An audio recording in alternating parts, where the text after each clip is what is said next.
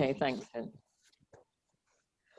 Okay, so, oh dear, I don't think the recording likes Wonder Woman having fallen off the wall. Oops, maybe I'll just take her down. Okay, so, yeah, so I was just saying that I had an interesting experience yesterday, and it underlines how Pellin tools are the wisdom of the common people. They are common sense, because I was taught our tool, almost one of our tools, almost word for word. And I didn't show it, but inside I was going, wow, this is amazing. And this is what happened. I went to a small group class for my solo show performance. And instead of performing anything, I told them, you know, I'm not going to have the performance. I want your feedback as a group on how I can meet my goal of improving my craft when I haven't got a specific deadline. And what would your advice be? What's your feedback? And I swear, there were about there were only about 4 people there. Someone had to leave early because I went last. They all told me about small steps. One person, the one where I went, wow, said, you need to make a goal that it's so small that you'd laugh at yourself if you didn't fulfill it. I mean, seriously, he sounded like me teaching that part of accepted and rejected efforts, or the triangle, to somebody else. And I thought, well, okay, that makes sense. You know, in the caring life force, you get by without discipline and practice. And in the performance life force, you don't get by without discipline and practice. You don't fulfill your creative or your sports competitive urges unless you put in that discipline and practice. And Peter can teach it, and we can say yes, yes, or I can say yes, yes, that makes sense. But being in a situation where no one has heard a word about Pellin, and they teach me one of our tools, was like really, really quite startling. Almost only in, I do think that's one of the extraordinary things about Pellin material. And it's like Peter sometimes says, the good thing about Pellin is X, and the bad thing about Pellin is X. And the good thing about Pellin is that the tools are common sense, accessible. And the bad thing about Pellin is that people discount it because if they recognize a tool, like if somebody knows about purpose, or maybe that's not a good example because the 3 different kinds of purpose are illuminating, even if you do know about purpose. But if somebody has a natural idea of their pendulum and they've always kind of managed their own moods and not fallen into any kind of pitfalls around that, or if someone knows how to deal with a rejected effort or protect the accepted effort and they're just not using those terms,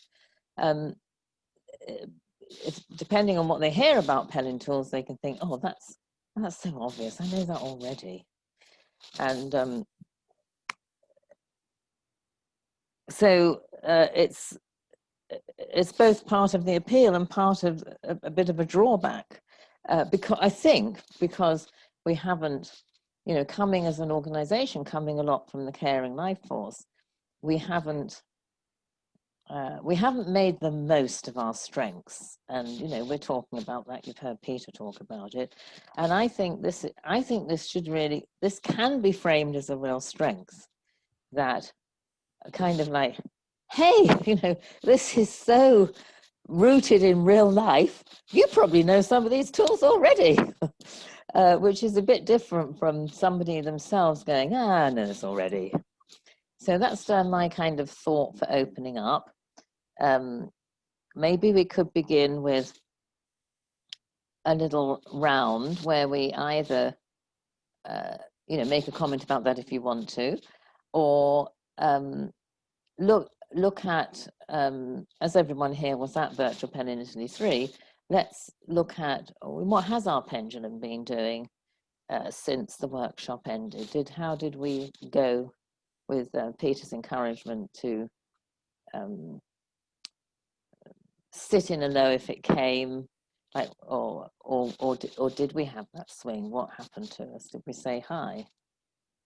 So it's kind of usual practice for the person leading to be transparent first. So I'll do that part first. So I think I stayed a bit on the high side from exhaustion. You know, you probably all know that I was having pain, so I had very little sleep for about 8 or 9 days. And I had a funny day yesterday. I had a grumpy, disgruntled, little bit resentful day yesterday. And I think that was probably a bit of a cease, probably a bit of a slightly unpleasant high rather than a low. I'm really not sure, but I managed to I managed to cook when I didn't feel like cooking, and the feeling of accomplishment from the nice meal I created brought me out of that. And then 2 nights in a row of 5 to 6 hours of sleep, which is quite a lot of unbroken sleep for me, have brought my pendulum. I'm enthusiastic now while I'm talking, but it's actually brought me down to a tolerable low just of tiredness. I'm not sad or anything. I'm just aware of coming down into tiredness, which is great. Give me tiredness over depression at any time. Okay, does somebody want to say they'd like to go next, or just speak up? I can. Great. Excuse me. Just let me explain to Cease. Cease, I just did a little opening bit about people sometimes knowing the tools intuitively. Somebody taught me small steps in an acting class last night, and then I just spoke about how my pendulum had been since Virtual Pellin Italy 3. So we're talking about either or both of those two things. Okay, thank you, Elizabeth. Thank you. Take it away. All right. I'm Elizabeth, and I've had some real swings in both directions, and I was surprised at the intensity of it, and surprised at how different the swings felt from the way my pendulum usually goes. You know, I had an alarming high or two, but not ones where I got unpleasant and shouty. And the lows have been a lot more personal than they've been in a long time, which is to say, as somebody with fibromyalgia, I'm used to my lows being very exhausted and very physically painful, and it's been a while since my lows have gotten into the sort of extensive negative self-talk that they've been in lately. And feelings of accomplishment have been difficult to access because I don't feel like I have much space to breathe long enough to think of something to do. That's all. Sorry, when you say not much space to breathe, do you mean with demands from your family? No, I mean emotionally. I'm having trouble accessing the part of my mind that is capable of thinking of those small steps. Sorry. No, not at all. That's it. So, just something to bear in mind as we share. I find that when people are not deeply familiar with the pendulum, I don't know if you find this, Nicky, people sometimes think that swinging from high, as in feeling good, to feeling bad is going into a low, and it can be, but it can be going into an unpleasant high. And I think you can have negative self-talk in an unpleasant high, you know, like the critical voice. Blah, blah, blah, blah, blah. So it's just something to bear in mind and think about, because it makes a difference to where you're trying to take your pendulum. If you think you're low, but really you're in an unpleasant high. Anyway, I don't know. I'm not saying that's the case with you, but have you got any thoughts about that when I mentioned that possibility, Elizabeth? You know, that very well could be the case, that I'm swinging from pleasant to unpleasant high, and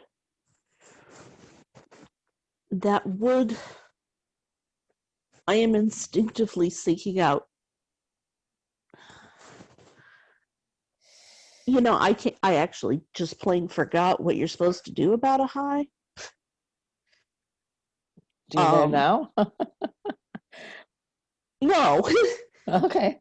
I know that what I have been instinctively seeking out is true rest. Yeah. And I don't remember if that's right or not. Yeah. Aiming for the calm, and a true rest can take you into the calm for sure. Yeah. Well, I think we'll kind of come back around that maybe with feedback, but let's stay with the opening round for now. Nicky, do you want to come in and how your pendulum's been? Hi. I mute myself in between because otherwise I'm breathing Yeah. loudly, apparently. Well, I could share about myself and then see if that sheds any light for anybody. That's what I feel like doing. Yeah, please.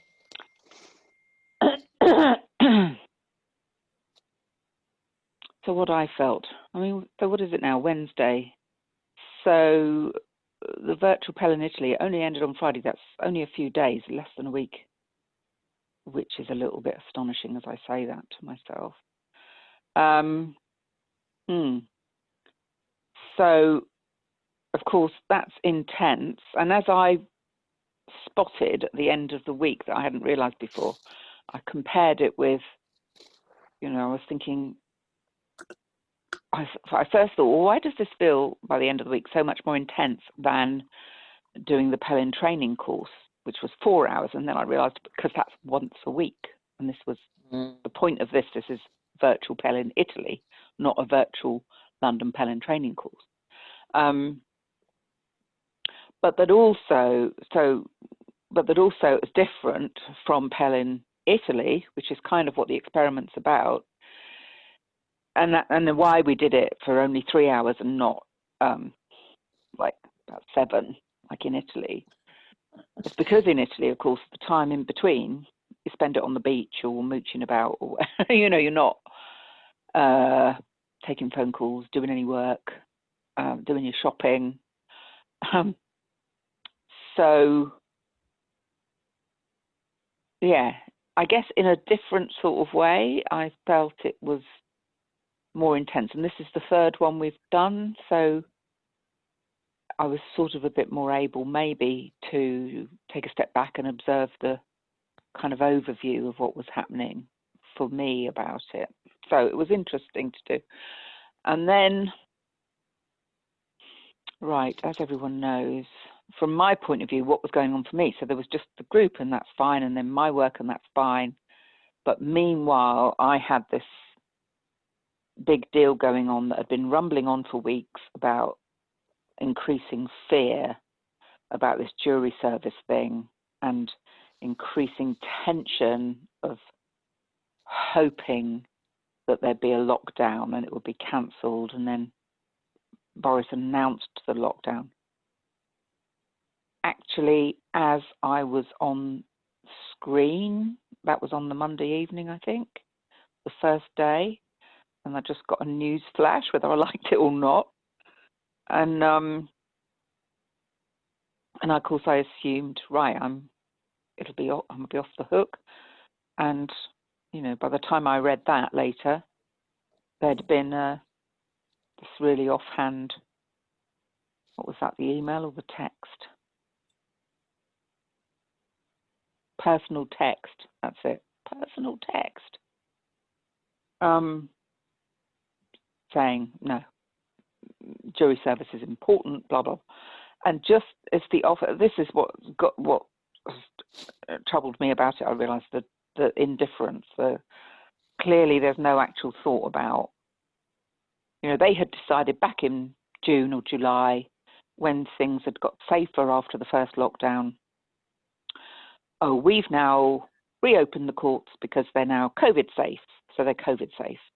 And clearly nobody by that time had thought, by the time it's my turn in January, that this is a whole different ball game now. It's a load more dangerous in every way. So, and yet I was still okay. I was still like, I stayed. It's like, oh, well, I'm relieved of the anxiety. So I stayed relieved of the anxiety. Anyway, going on too long, I feel. But yeah, it then carried on, and then yeah, that's right. And that's when I went in a frenzy, on a shopping frenzy, to find like nuclear war protection equipment and stuff. And then no sooner had I got all of that, and then Friday lunchtime, I get the, again, totally offhand email. No mention of COVID. It's clearly just their standard email to say, oh, you've been excused jury service on this occasion. Nobody had bothered to, I guess, do any holding. No, bearing in mind, blah, blah, nothing, just poof, off it goes.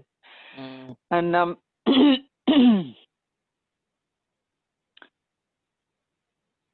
so it's taken me days to realise, I just sort of thought, oh, well, I'll get over that by the weekend. This is the point of the long story. And this week has now completely changed from being really stressful and having to get up at what normal time people get up and travel somewhere and deal with that, and then just be stressed out all day trying to save my life and getting home and then having to do that for another 4 days in a row. And so, of course, I had no clients booked in.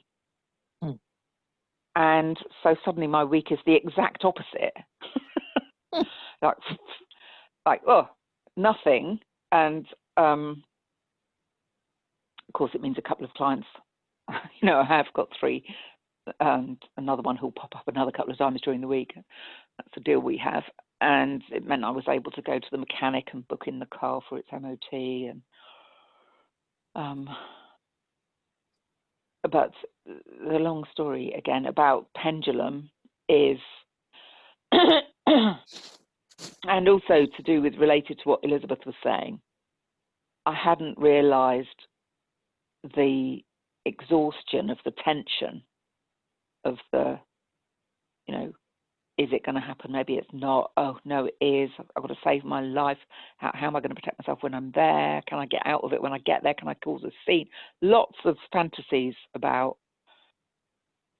things I might discover when I'm there that are just not safe, and whether to allow myself to have an overt frenzy and get sent home. Like, lots of that.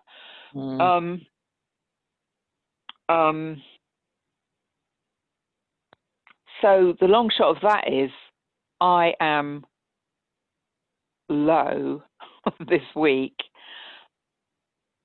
in a just thought, I guess I haven't felt so bad, but just like, really hard for me to make myself go out for a walk every day. But unless it's sunny, that's hard to make myself, but I have succeeded in making myself each day so far.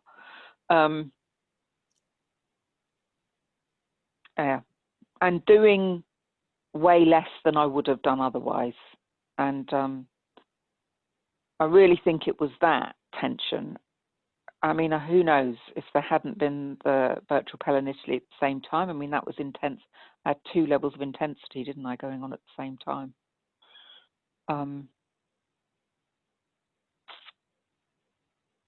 And yeah, it takes my head, it takes me longer to get my head around it, around what's happening, around the reality of the time frame always, and realizing that's only a couple of days ago. And, you know, I was supposed to be in court today. That was Monday. It's like, oh, and just letting it trickle through. I guess these things, it takes a while to trickle through and go, and let go of it, I guess, let go of the tension and believe it and realize that that's what's going on. It's about the awareness, I suppose. Anyway, I feel I'm going on a long time and not getting. I mean, can I ask you a question, Nicky? Yeah, go on. Well, just that I found this virtual Pellin. I think it's only you and me who've been to all three. Tara's been to two, but I found this virtual Pellin Italy 3 very intense in a collective kind of sense. Like, what I mean by that is, well, I'll just keep this brief because I didn't mean to interrupt the round. Because I felt that Wednesday, you know, the events in America really affected the intensity of our little space. Yes. But when you're talking, your awareness seems to be about your external things. And I just wondered, did you also find... the bigger external as well. Yeah, or even just virtual Pellin Italy as part of that, your pendulum scenario. Did you experience it as more intense? As your pendulum rooted? I wasn't thinking of the virtual Pellin Italy itself as being more intense. I was aware of me feeling the tension about this jury service thing, and only with hindsight I realised actually it was a big deal. I mean, it felt like a big deal to me, but I also was sort of thinking that I shouldn't be feeling like it was such a big deal. But with hindsight, I thought, you only have to listen to the telly, the numbers of people who are dying, the absence of hospital beds in London right now this week. It's like, come on, get real. What are you people on? Thinking, oh, just plow on, you know, what's it? Keep calm and carry on. The war mentality, you know. So I knew I had that tension, and I guess the group tension thing I was aware of was that external thing that we were all living. Yeah, first of all, we're all living in our own personal environments of our external COVID experience, and then there was that massive news on Wednesday that's like, okay, that's a lot further away for me because it's on another continent, but I was aware of feeling, phew, thank God it's on another continent, you know. So that's and it's like, but it, you know, I was really aware of the danger and the escalation, you know, of this. I mean, this guy's going to start a war if he was allowed to be in charge. I mean, that's. And they showed something about I forget what it was, celebration or something, and he had it done like a, you know, when it was communist presentation of things on the other side of the world. So yeah, I was aware of that really in the background for all of us. Two different that's really.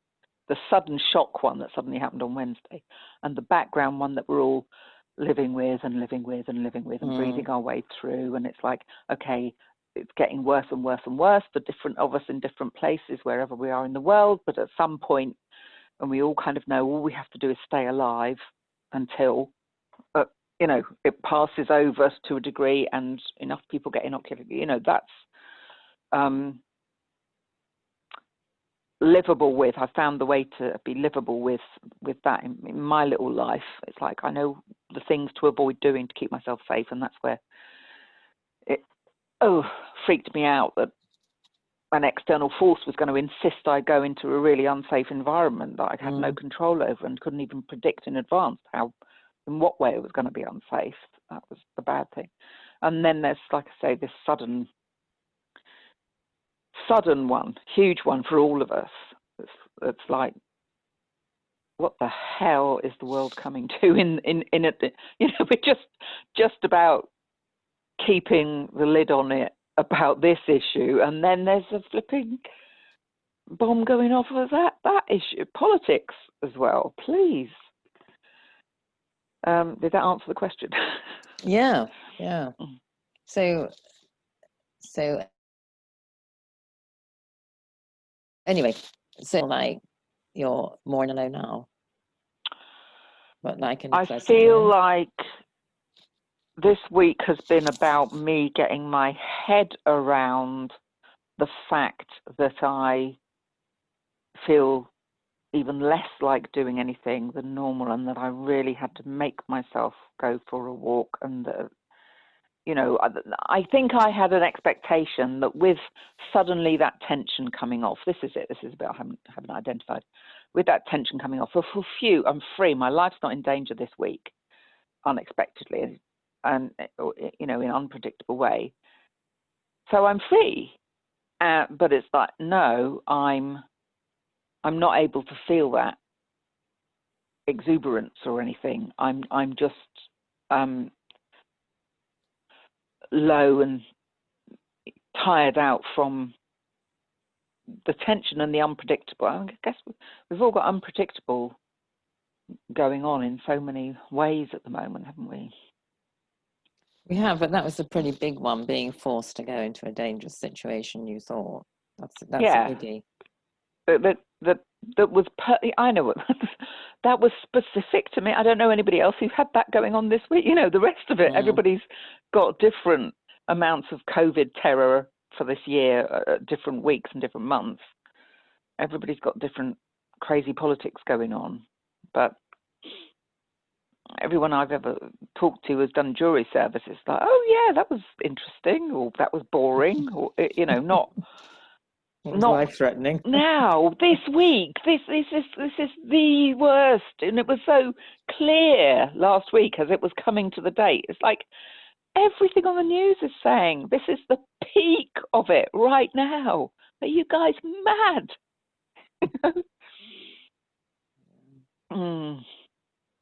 I feel I've taken up masses of time. So. Okay, we're a small group. Oh yeah. So see if that's of use to anybody else in any way. Anybody want to share on this? You can pass or say no. but say if you do, because we can open it up to different aspect if people don't want to comment on their pendulum. Anybody want to have a go at looking at what's been happening? This is Cease. I could talk. Yeah, please. Somebody else. I don't know where I am in the line here. That's fine. You go ahead, Cease. Okay. Well, my life is, like many people, it's been a jumble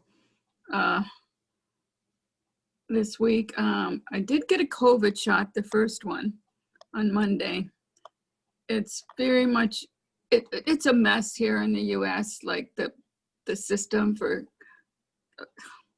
so then I'm supposed to get another one in 3 weeks, but trying to get the information is next to impossible. And I've tried for a whole day yesterday with the information they gave me, never got through. So I'm just putting that on hold right now. There's nothing else I can do. But no problems with the shot.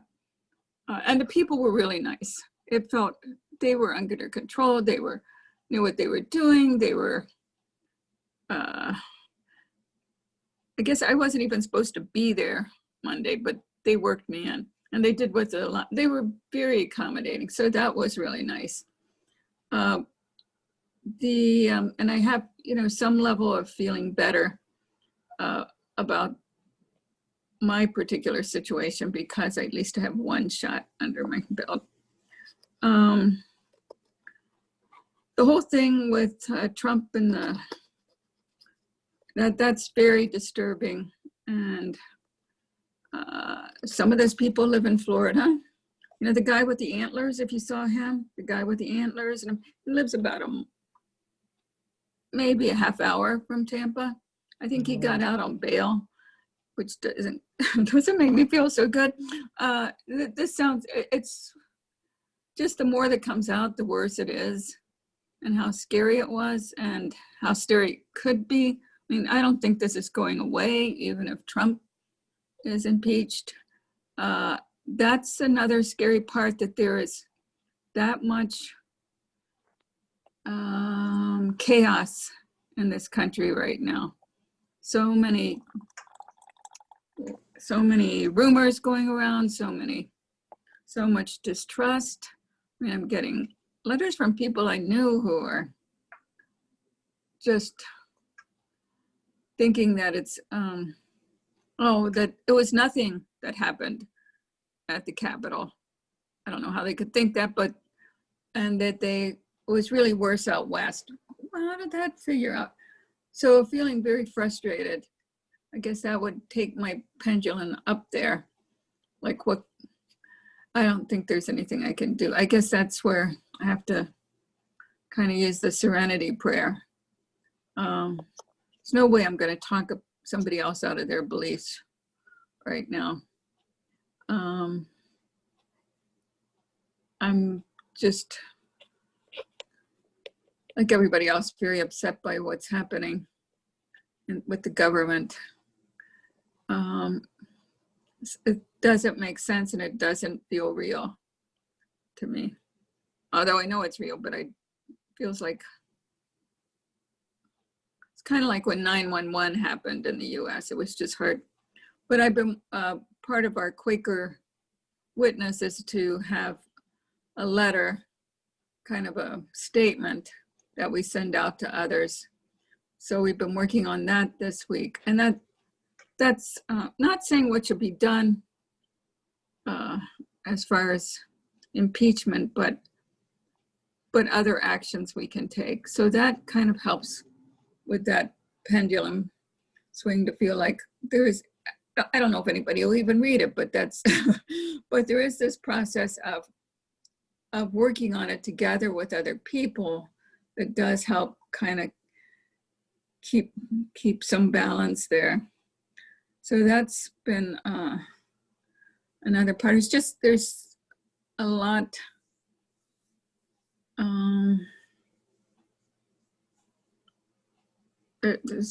I can't even tell you all the things that are going on right now.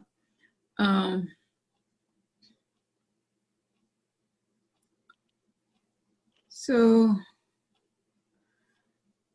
another thing that's, it's small, but it bothers me perhaps even as much, is that I'm what they call the clerk of the youth committee for our yearly meeting. And there's been very little cooperation from other people. They'll forget there's a meeting, they didn't remember it, not just once, but like 5 times in a row, even though there's letters sent out. And I'm like, feeling very,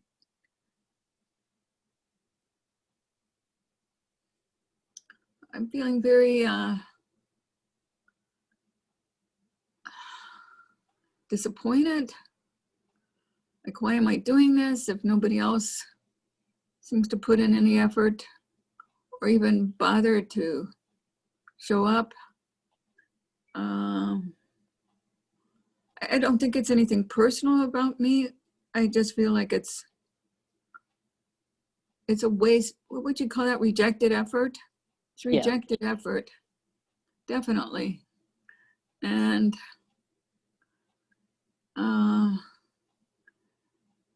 I don't know, I think that's really important to work with youth. And it just seems like it's, what am I doing this for if nobody else is putting any effort in? Why I can't do it by myself. So actually, despite those huge problems, this one is the one that bothers me the most. Just a second. My car, for some reason, is, I think Tom hit the wrong thing. But it's really weird that one's the one that's bothering me the most. And Well, he's barking because the car horn went off. yeah, don't worry. So yeah, that rejected effort, I think, is part of it. And because I have to deal with that, I miss some of that training that I was telling you about last time, to working with the people in Central America. I'm going to end up missing that training session because I'm dealing with this problem I didn't create. I mean, it's just really feels, I don't know how to, I'm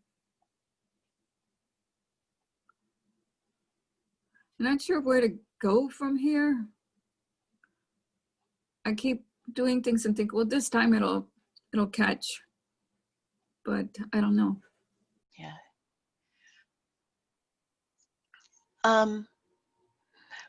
Wednesday, the intense day, what happened afterwards, I had some unexpected memory links while people were sharing, and with something I said when I was giving feedback that triggered a memory link that I didn't think was going to happen and I was unprepared for. And it was just that day, it was like one thing after another. I mean, then I got off and I found out what happened, and it was, but one of the things it led to, so it eventually turned out to be good, I think, because it showed me what I need to work on in terms of communication strata, in terms of both listening and speaking, and knowing that I can make a decision, and learning to try to make a decision from the calm on that. So I've been playing with that a lot. My pendulum's still kind of all over the place, going from, thoughts racing, being very upset, going into this low, like, well, nothing's, so, and it's been going back and forth. And, I think I've been doing, but I'm trying to hang on to, practicing. Maybe that's finding feelings of accomplishment, practicing, okay, making a calm decision about when to talk, for either in the high I feel this pressure, I've got to talk, and then in a low I feel like, oh, nobody's going to listen to me, that I can't say anything, I'm and one of the things that I did, and it turned out fine, I really wanted to say something about all of this. I mean, besides my blog, it's something I wouldn't say on my blog, but I wanted to say on Facebook. I'm like, well, is this a good idea? Is this not a good idea? And then I decided, you know what, I'm going to put this on hold when I'm in a calmer state, and then decide whether or not I want to speak. And I did. I decided, you know what, I do want to speak, and I did. And it turned out fine. I mean, I don't have many friends, and most, people who would see what I'm saying, and it, for me, it was just a conversation, calm conversation about what happened in terms of separation of powers. But it turned out okay. I mean, I've only gotten positive, but not many people see my I mean, I have a very small group on Facebook. But that felt good, and it felt good to, to just not speak when I wanted to necessarily, when I was feeling in this high and pressure, but waiting and making a decision as to whether or not I was going to do it. So I'm allowing myself to feel feelings of accomplishment over that. I'm really having a hard time managing, well, I'm working very hard to manage attraction to hurt. I think I do. I'm not the kind of person that can, there's some people who can just ignore chaos around them. I can't, because then I'm even more scared, because, I know something's going on, but I don't know what, and it feels more out of control. So having some knowledge helps me contain it and feel control, at least whatever control you can have over this.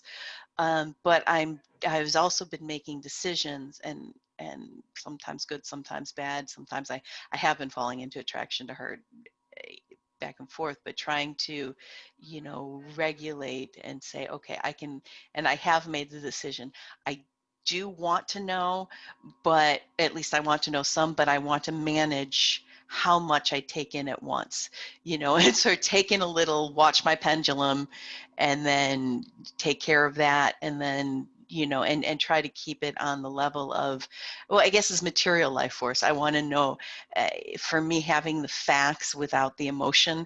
I mean, I still have the emotion, but that really calms me if I have the facts. So, even if the facts are bad, knowing that I know this is the facts, it's hard to get. I mean, this is not some, I guess, my pendulum must be going now. But so anyways, that's what I've been trying really hard to do, is to do that and manage my pendulum. But it's, I can't, I'm saying this like I'm doing a great job of it. I'm not. This is the ideal that I'm trying to aim for. And so Sorry. I guess that was about it. You're doing a great job of thinking it out, though, how to apply the tool. Like the emotional, that is, I say this obviously with the experience of eventually conquering extreme mood swings. That is what you've described is really powerful. And the fact that it doesn't work when you start practicing to kind of restore you to calm and peacefulness straight away isn't the point. The point is that that's a really good explanation you've given of, of not speaking when you really feel like it, and waiting and thinking through that the facts ground you, et cetera, et cetera. And yeah, of course, it's a new practice. So yeah, you're still all over the place, but that's not the important point. The important point is the process that you described, which was very well described and very helpful, I think. Did you want to add anything, or are you okay, Cynthia? No, I'm okay. That was, in fact, when I was waiting to talk, I took notes on what I wanted to say, so I've said them. I just need to call back in a minute. Oh, sure, Nicky. Tamara, you're very quiet today. Did you want to say anything? Yeah. The pendulum, and that was a relief to hear that would be the focus for today. And I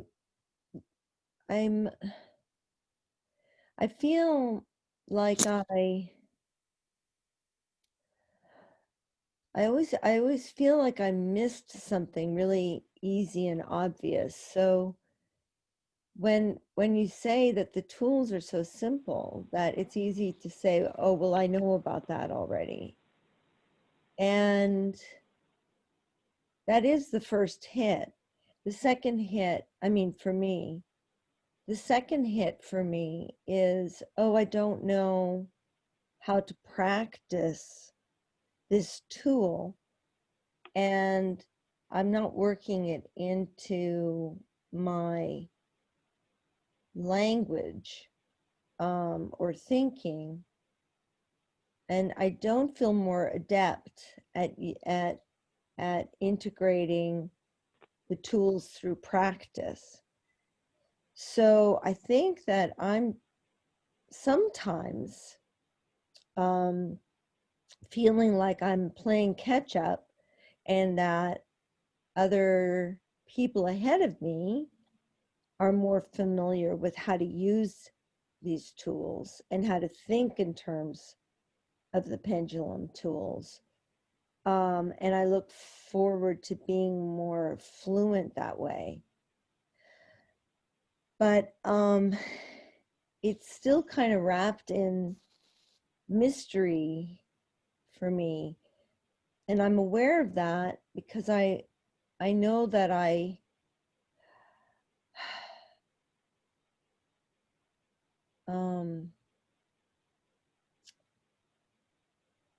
don't have that feeling of what's the word for when you've competency. I don't have a feeling of competency yet. Increased competency. And so I'm echoing back to myself. I think that's if Nikki can mute herself. Seems to be Nikki's landline that's the culprit when that happens. Pop your head Go back. ahead, Tamara. She had to pop her head back down. So this is, my pendulum has swung so far, it broke off and it's flying off into outer space. And I don't know if it was on a low or a high.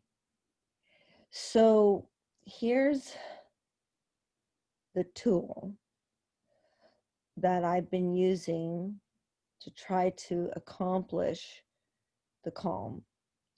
I've tried to take on small feelings of accomplishment by taking on the big fear that I named in Virtual Pellin 3, and to break it down into smaller parts with the sharing and the help, and mostly the holding and the caring of the group.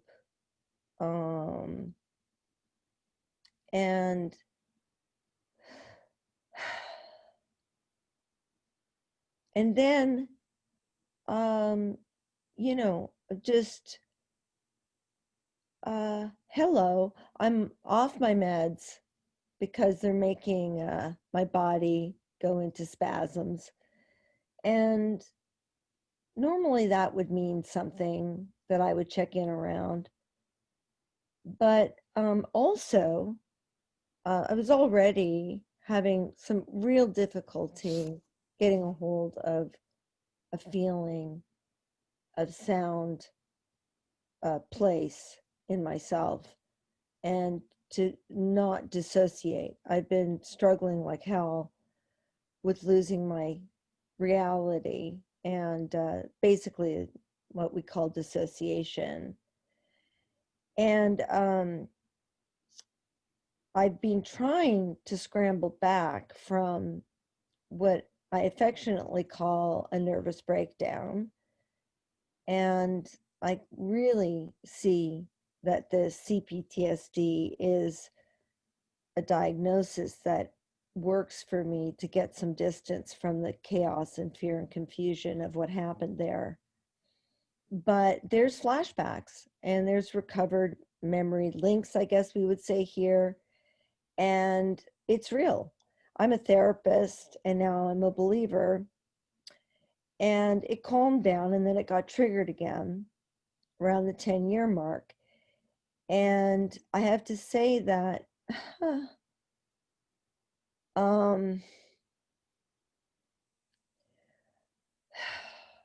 you know, this is ridiculous. COVID has been absolutely devastating to my personal recovery. People are dying in hallways in hospitals alone. But I will also say this has not been good timing for me personally this year, COVID. But to add to that, that Trump was in office.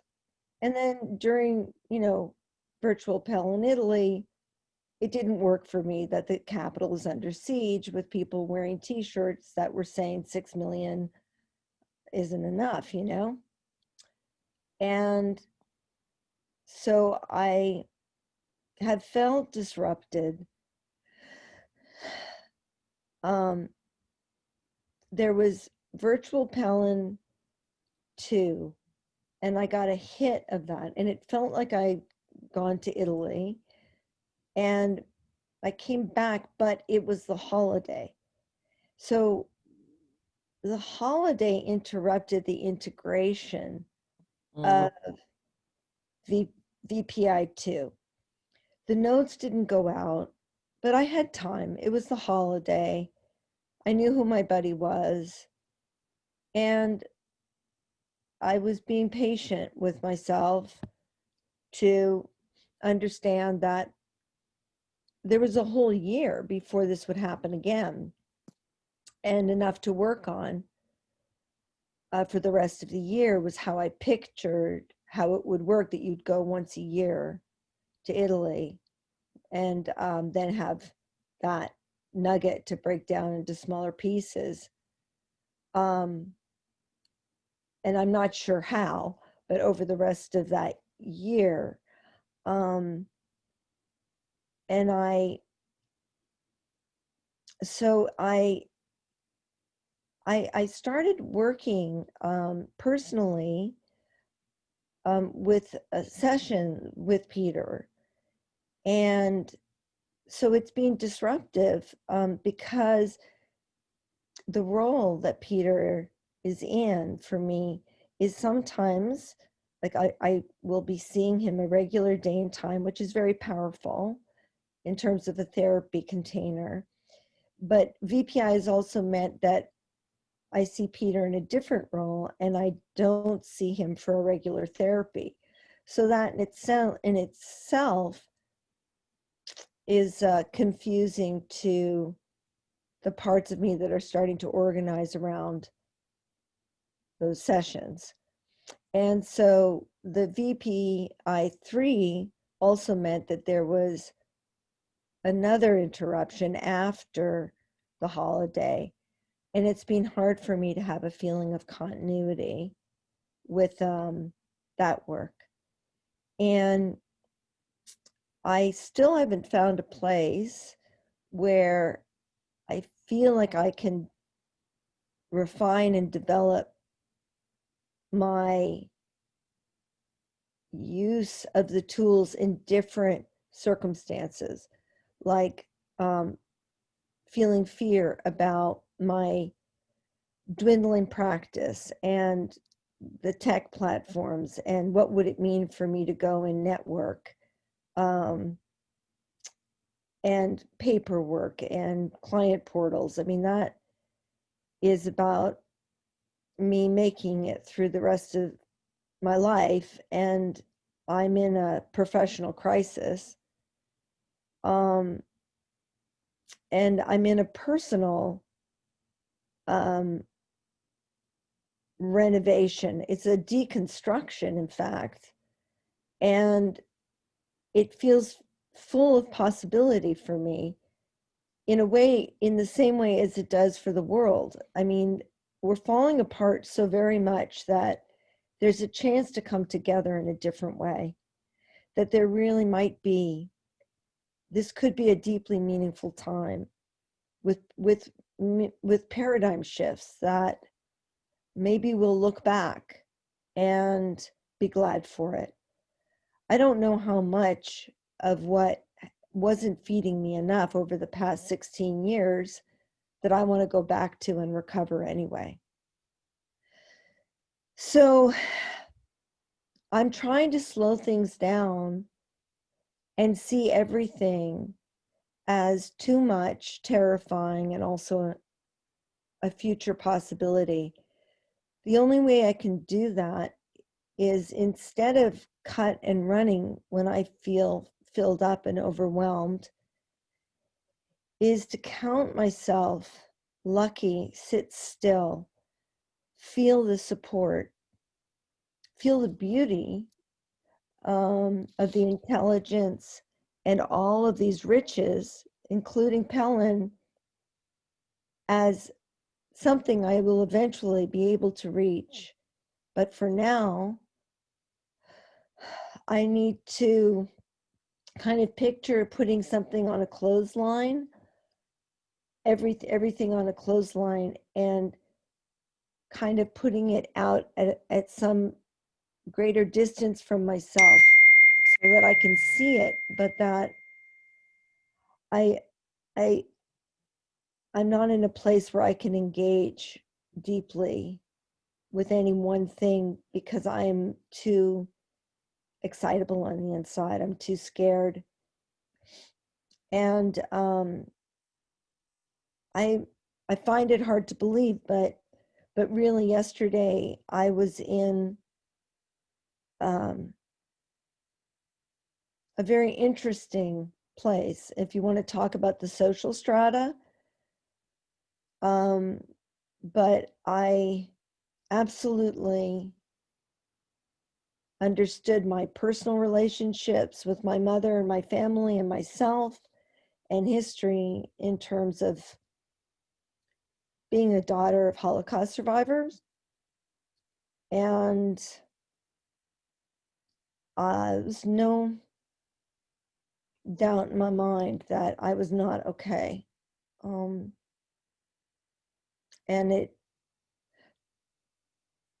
really felt to me like it was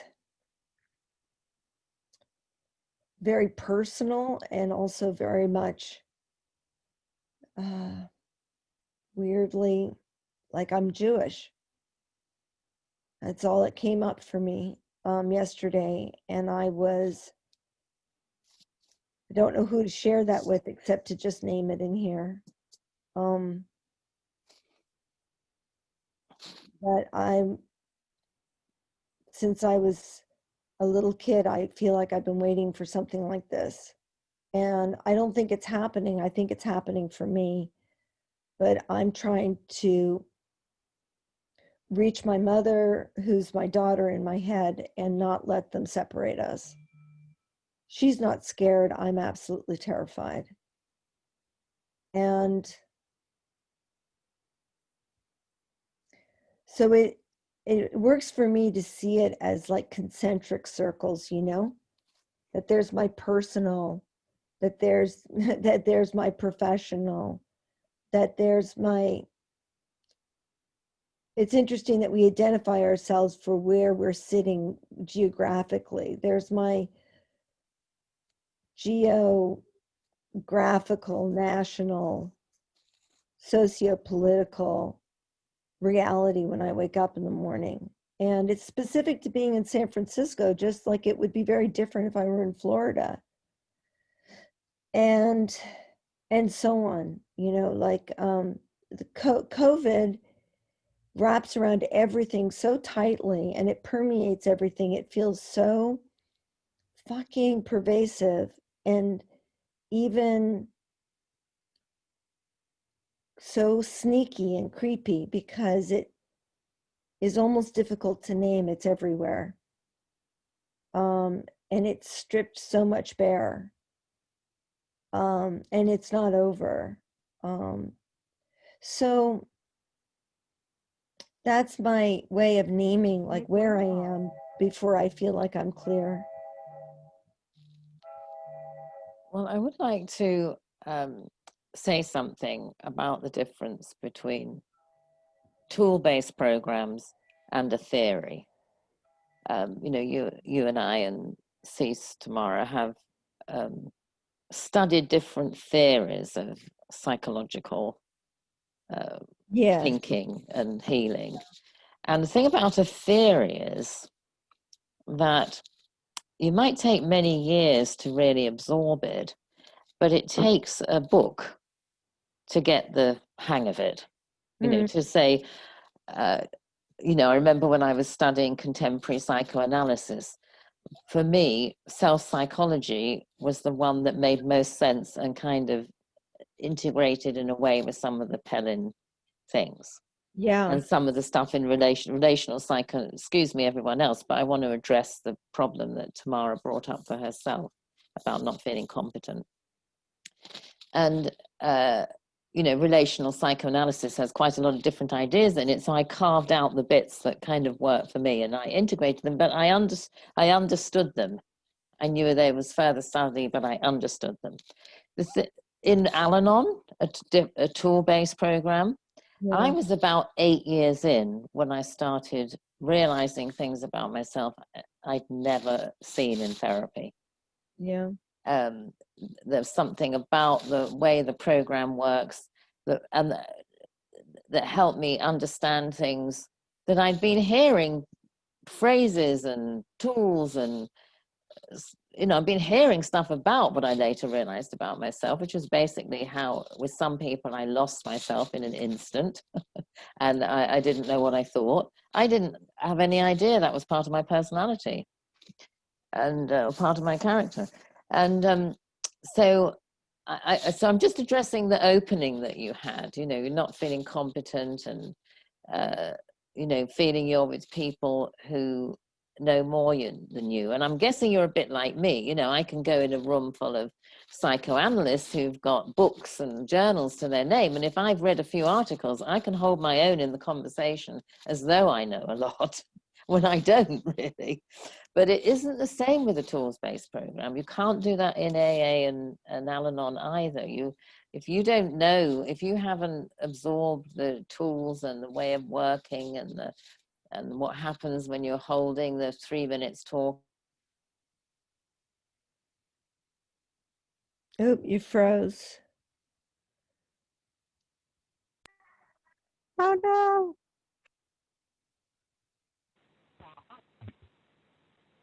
Is she still on screen but frozen? I think she's coming back.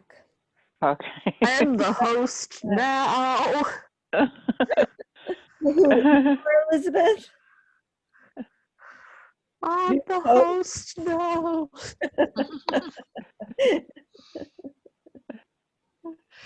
Oh no.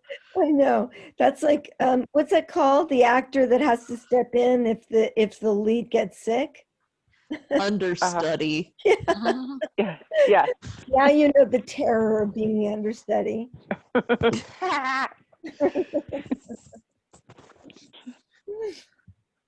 By the way, gang, I mean feeling competence as a client, not a therapist. As a worker. You feel what now? Could you say that again? Yeah, feeling more competence as a worker, not as a therapist using these tools. Oh, Well, the line's pretty fuzzy from what I've observed so far. I know. You mean using them for yourself, Tamara? Yes. Yeah. Yeah, becoming, you know, yeah. Yeah. I mean, to my mind, it's like you're always a client first, and then Yeah. maybe after you have a full experience, maybe then that's something that you would consider after you've integrated, learning how to do that for someone else. And you can incorporate it into your work, exactly. Yes. And you'll into your work with others, but you'll already have your frame of reference on how you work as a practitioner, right? And you're talking about, this is the personal part of yourself, that's the falling apart part, right. About you're trying to pick up the tools and use them for you. COVID has changed the way that I can work, the way that I was trained.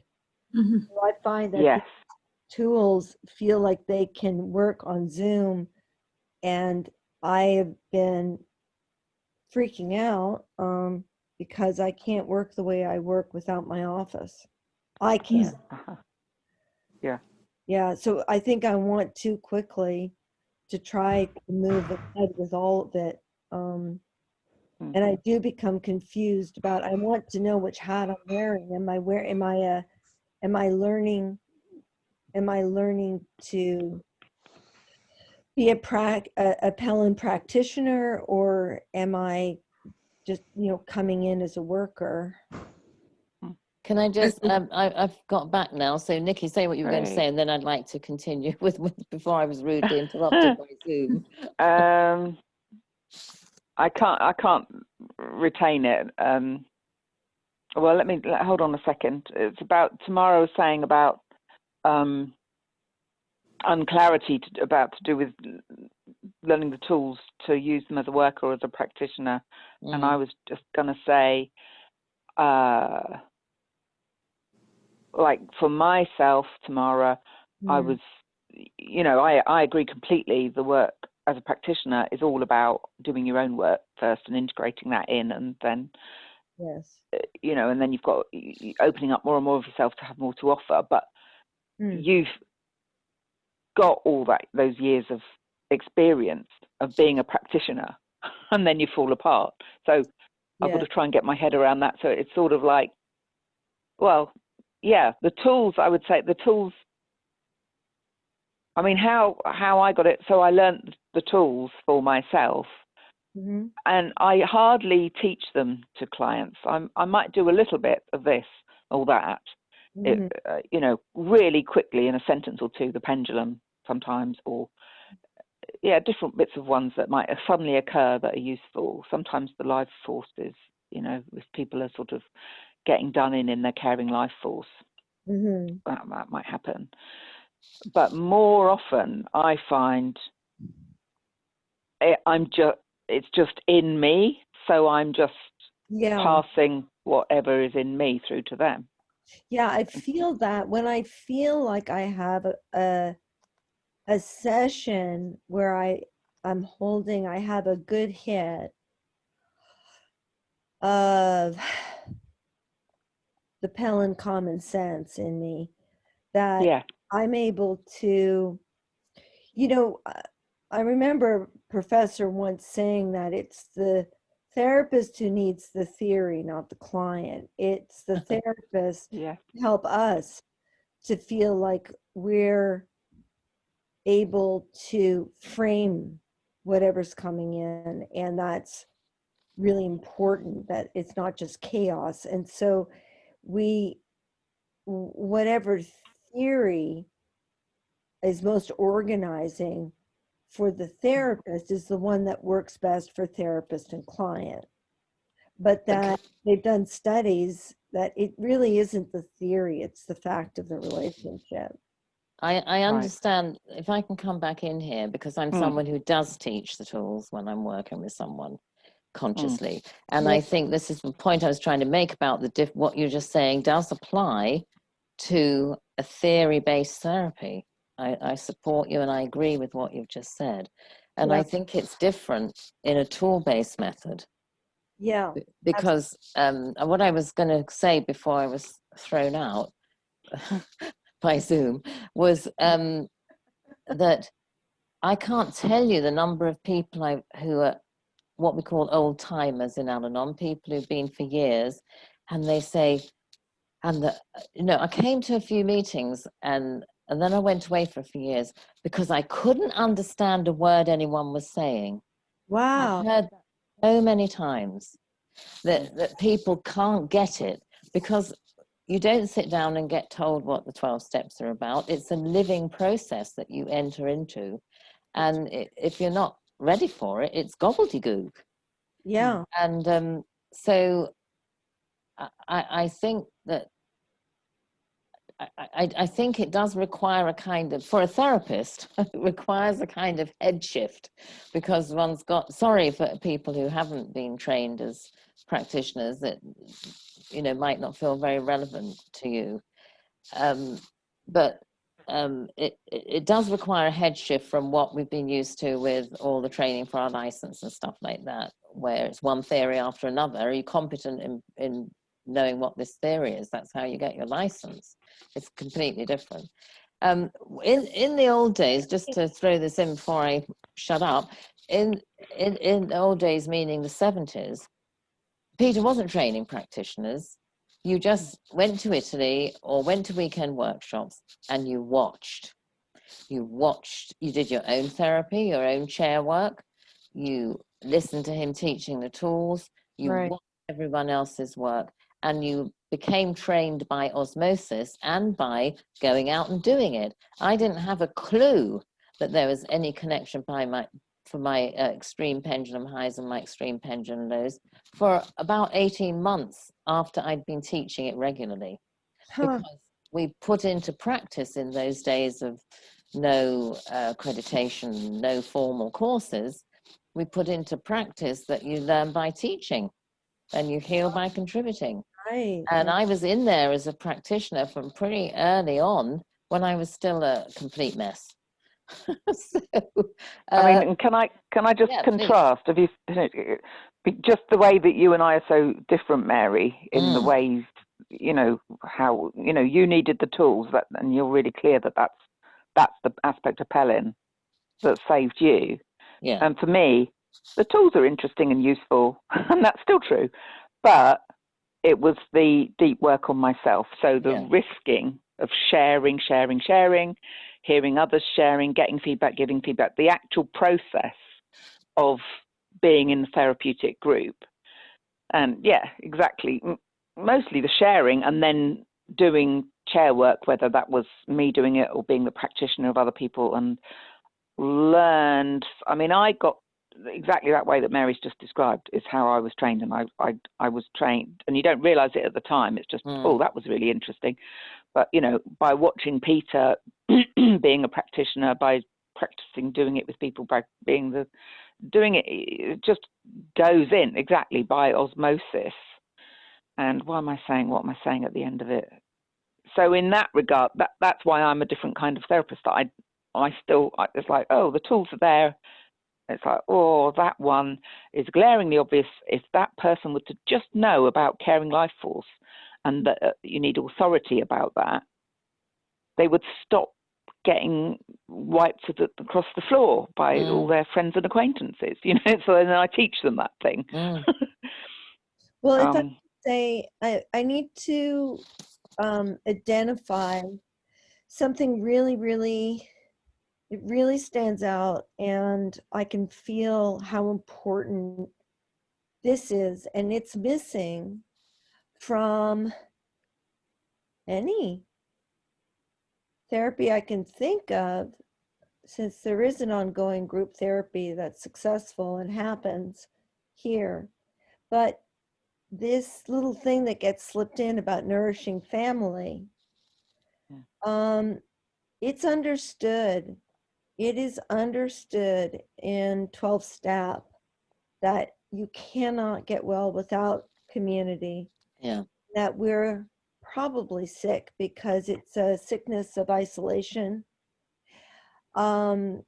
which is probably more about the culture than our intrapsychic pathology, and we're medicating something that's wrong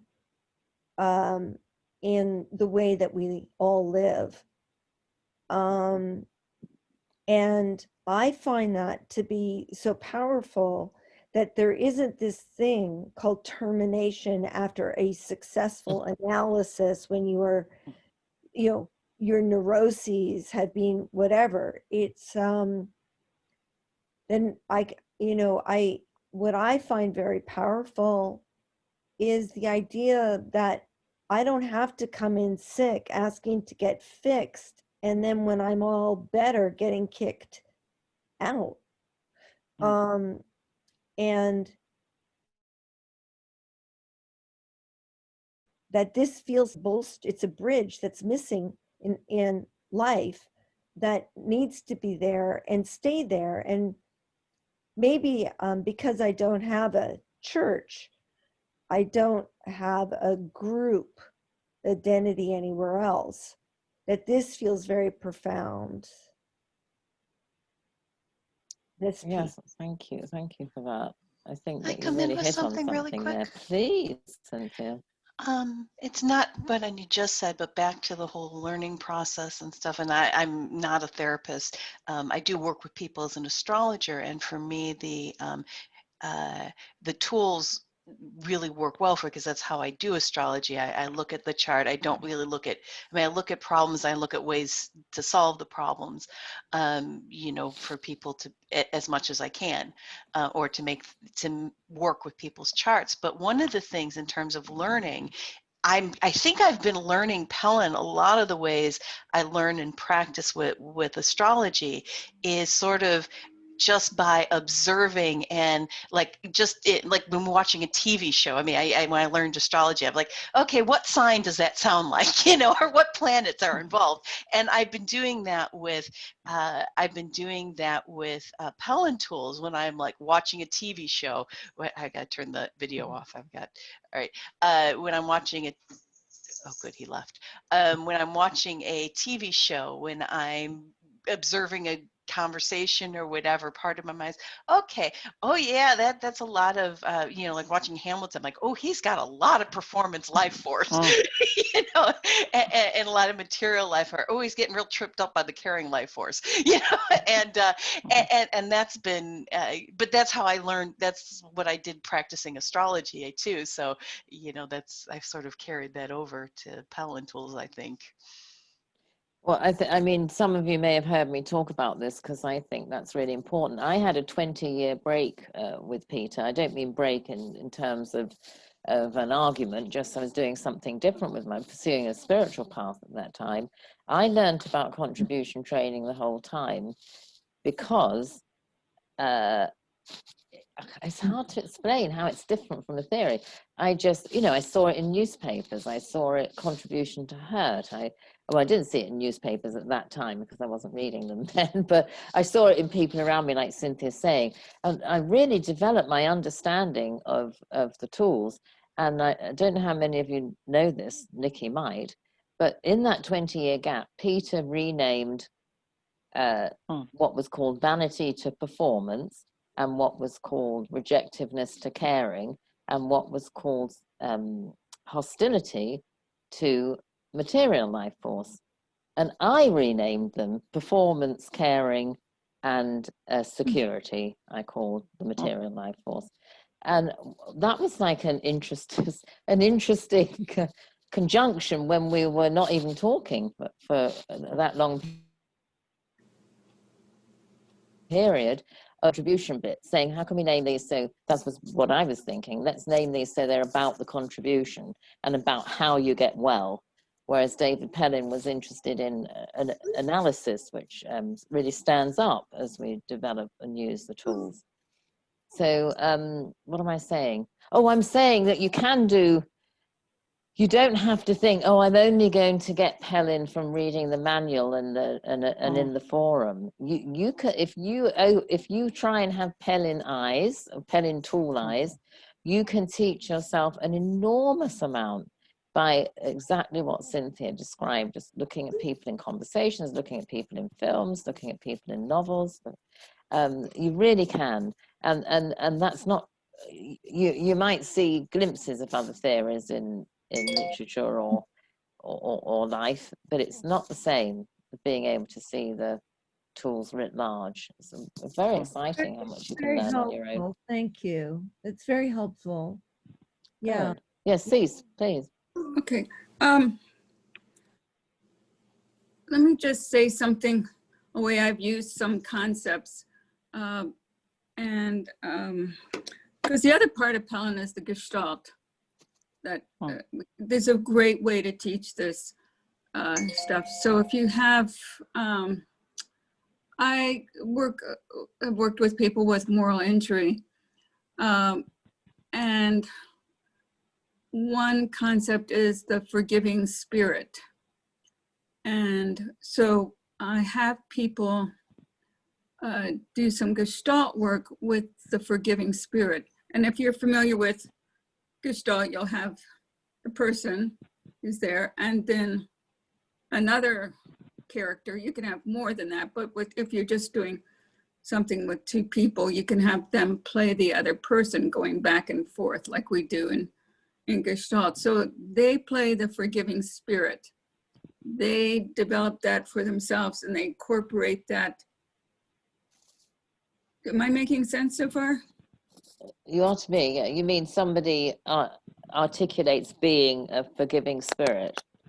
Yeah. So if yeah. I'm talking me, and then if I was a therapist, I said, would you like to talk to your forgiving spirit?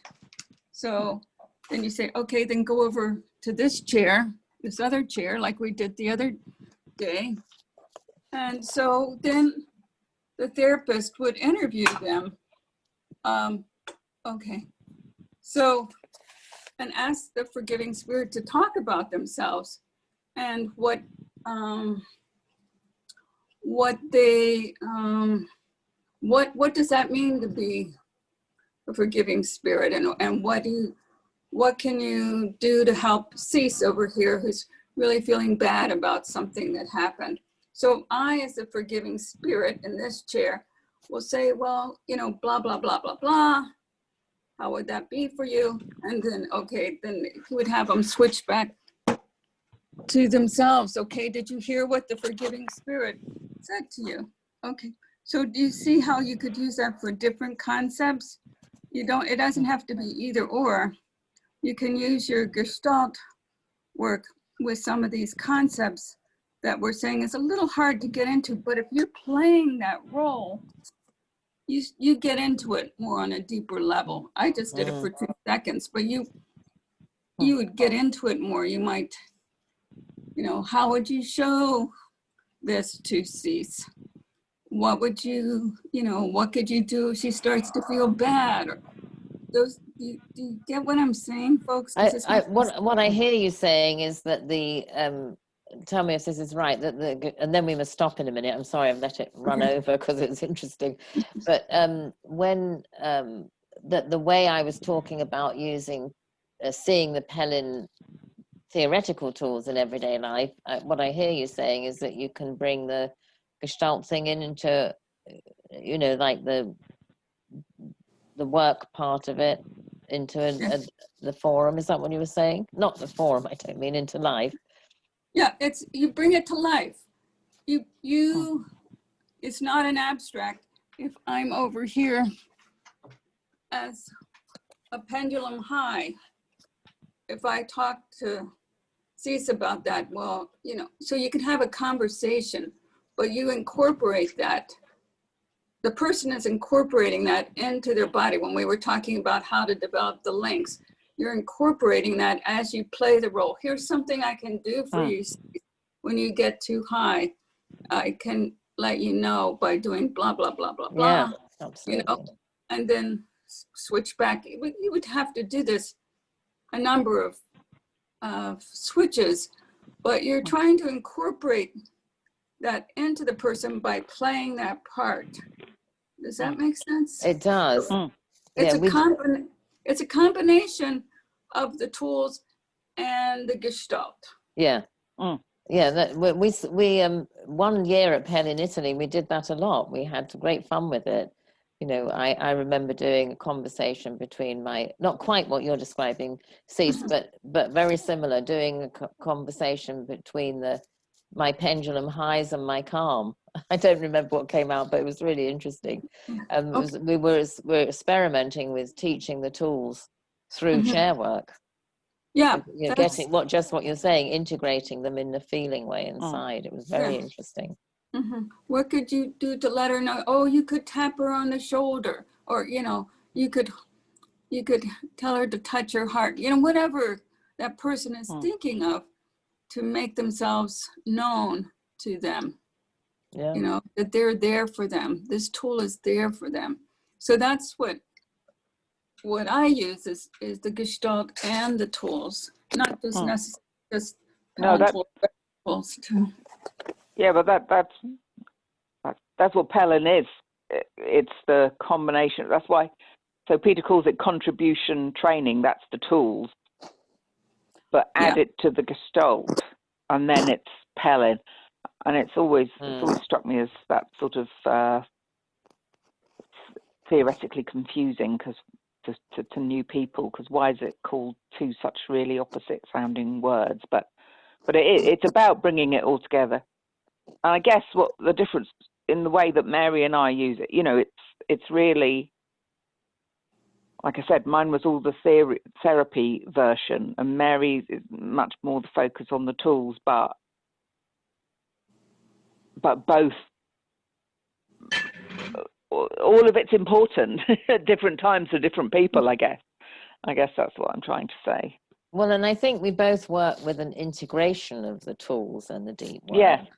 But our individual style as therapist is different. Please, were you demonstrating how it can be useful to use the idea of the empty chair work, the Gestalt, personally with different aspects of yourself? Yeah, with the therapist could help the person do that. I don't think. Not the I'm not- therapist with the client, but me with me. You could, yeah, you could try it with yourself. Uh, you, That's how I saw it when you were but- doing that. I was excited because I thought, oh, maybe I could have literally take different positions and have a different Mm. perspective on the experience that I'm immersed in and feel stuck. Mhm, That it might actually be powerful for me. mhm. Right now, I'm resisting the idea of me bringing this work into the work that I'm doing with clients because it Mm. feels too, I don't have any feeling of proficiency around it. No, Okay. exactly. No, No, I use it think for it would be yourself. early. And plus, you're the priority in your life at the moment anyway. Yeah. You There's know. no, I wish it weren't the case, but it's become pretty, it's Yeah. become all too obvious that I need to glue myself back together. Yeah. Mm. You But could maybe even, it's When I was, maybe it's go ahead, sorry. Nicky. Maybe it's thank you. Maybe it's a good point there, Tamara. That I mean, any of us hypothetically could do our own polarity work, you know, 2-chair work by yourself. It's just hard because you haven't got somebody else holding the space. But Yes. that might be a safer thing for you to do for yourself. Use your, okay, you have 3 bits of polarity. You could have one that's your therapeutic expertise, holding the space for yourself of 2 parts of yourself. Yeah. And It do that. feels like I'm starting really from the beginning of wanting to ask for help from myself first, because that is the safest starting place is for me to create a safe place for me to meet with me. I'm even thinking of starting to journal after 16 years. I don't have a conversation. I don't have a dialogue set up with myself. It was in, yeah, it was broken. And so it's become so much more. I've been throwing out, I've been asking for help and it's all come in and I couldn't figure out why I felt like a sieve. And I think it's because I need to actually have some personal holding myself that's missing. I'd like to come in and draw this to a close, and Mm. then we can leave the room open if people want to keep talking. But let Cynthia off the hook if she might need to have things she needs to get on with. Just to say, I've done quite a lot of journaling in a Gestalt kind of way, and I've done chair work when I didn't have access to Peter during those 20 years. And you can do it when it's quite deeply ingrained in you. I think it might be a bit confusing using chairs when you're new to it, but I think it's easier with journaling because you're kind of in control of the paper. So that's a conversation. How you can best find a safe place in yourself is definitely a conversation. Yes. So let's do the ending and say where we are so that we can end the recording and stay on it. What does my friend call it in her meeting? She calls it afterglow. If anyone wants to stay for the afterglow, I'll keep the room open for a bit and see. So I'm Mary in Rosarito Beach. Elizabeth had to go because she was very tired. So Cease, I'm just going across my screen. Do you want to say your ending, geographical ending? And add Cease, anything? Tampa. Cynthia? Cynthia, and I'm in Kankakee. And Tamara, you're next on my screen. Illinois. You're in Kankakee, Illinois. Oh, that's right. Thank you. Because I was wondering, I asked my mom if she had to test, be sure she was good on the Constitution before she would graduate to the next educational level. She doesn't remember that. And I wonder if that might be because are you from Illinois? Yes, I am. Yes, just- I spent like 10 years in 9 years in Indiana for a while in Northwest Indiana. But yes, I've been in Illinois all my life. So that could be an Illinois thing. Yeah, I actually asked, the Canadian asked where Lincoln was born, and I found out it's Illinois. So maybe that's why. Yes, yes, Um, land of Lincoln. Tamara, still confused to be from San Francisco. Nikki.